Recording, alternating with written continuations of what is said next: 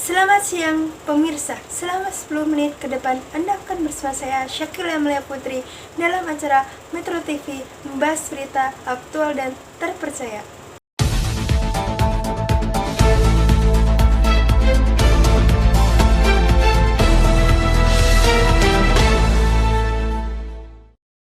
BBM semuanya masih pada proses dihitung, dikalkulasi dengan hati-hati. Masih dalam proses dihitung dengan penuh kehati-hatian, ya. Ya pemirsa, sesuai perkataan Presiden Joko Widodo baru saja bahwa untuk menaikkan harga BBM bersubsidi harus hati-hati, harus dengan kalkulasi yang matang, tidak bisa sembarangan. Tetapi di sisi lain, di tengah rencana pemerintah menaikkan harga solar dan Pertalite tanggal 1 September kemarin, ini ternyata ada harga sejumlah BBM non subsidi yang justru mengalami penurunan.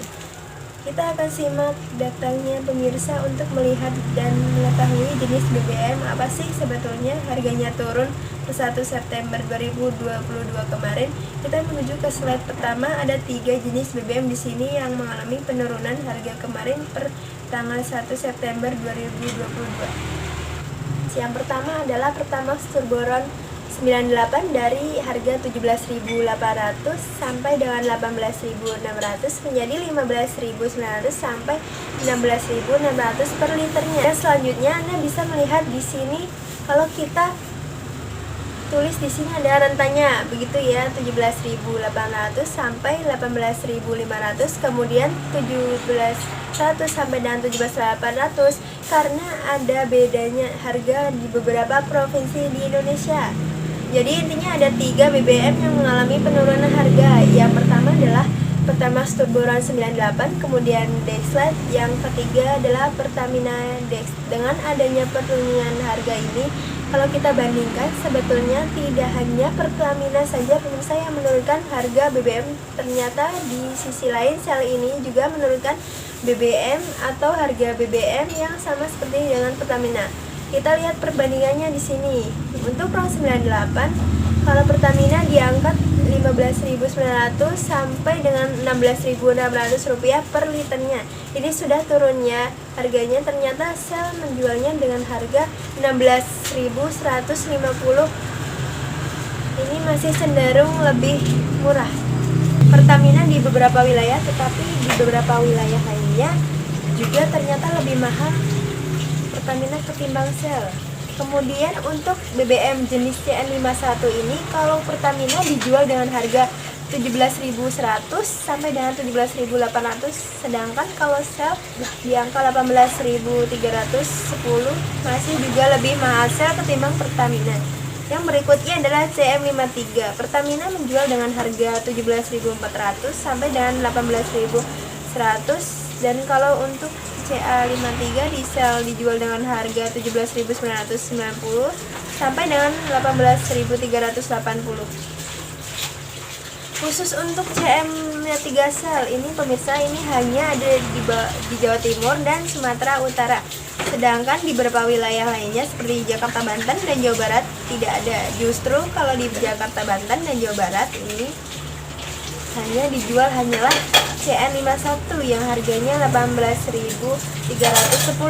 Nah, ketika ada 2 industri yang menurunkan harga BBM-nya, tentu kita bertanya-tanya ya, apa yang membuat mereka menurunkan harga jualnya untuk beberapa jenis BBM?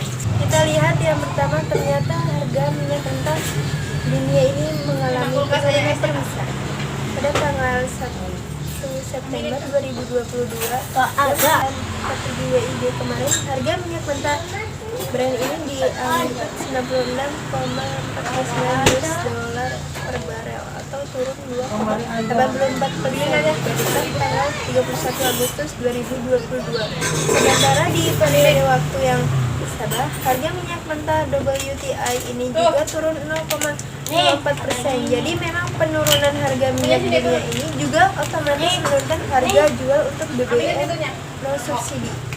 Selain alasan utama, ternyata juga dalam hal yang sama ini juga bisa didorong atau dimuatkan sebuah upaya untuk mendorong masyarakat menggunakan BBM yang berkualitas sehingga aman untuk mesin kendaraan masyarakat. Dari pemirsa berikutnya saya mengajak Anda untuk melihat nominal belanja subsidi BBM di Indonesia. Saya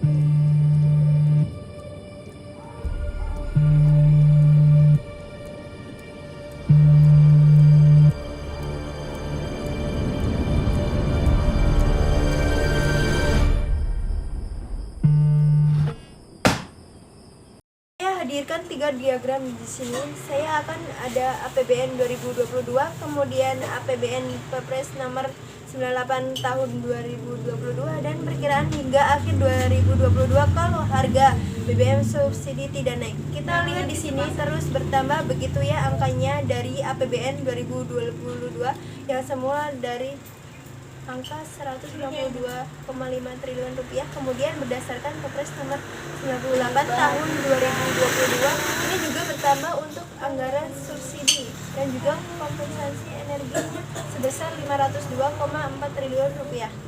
Nah, angka ini akan bisa berpotensi bertambah menjadi 698 triliun rupiah kalau pemerintah tidak menaikkan harga BBM bersubsidi, sehingga sebuah simalakama yang dihadapi oleh pemerintah saat ini kalau menaikkan harga BBM subsidi, maka masyarakat ini bisa dalam tanda kutip menjerit begitu. Tetapi poster APBN aman pengeluarannya tidak terlalu lengkap. Tetapi kalau BBM subsidi tidak dinaikkan harganya, maka BBM atau APBN ini akan bisa menjadi menambah beban yang tetapi masih di sisi lain masyarakat juga masih terjaga. Ini adalah sebuah simalakama bagi pemerintah Republik Indonesia. Untuk itulah tadi Presiden Joko Widodo mengatakan harus hati-hati untuk menghitungnya. Tetapi kalau kita berbicara soal BBM subsidi, pemirsa, ternyata ada fakta yang cukup menarik untuk kita simak diunggah di akun Instagram Menteri Keuangan Republik Indonesia Sri Mulyani. Kita lihat di sini konsumsinya ya. Untuk solar ini dinikmati 89% dunia usaha, kemudian 11% rumah tangga. Saya ingin memfokuskan di rumah tangga.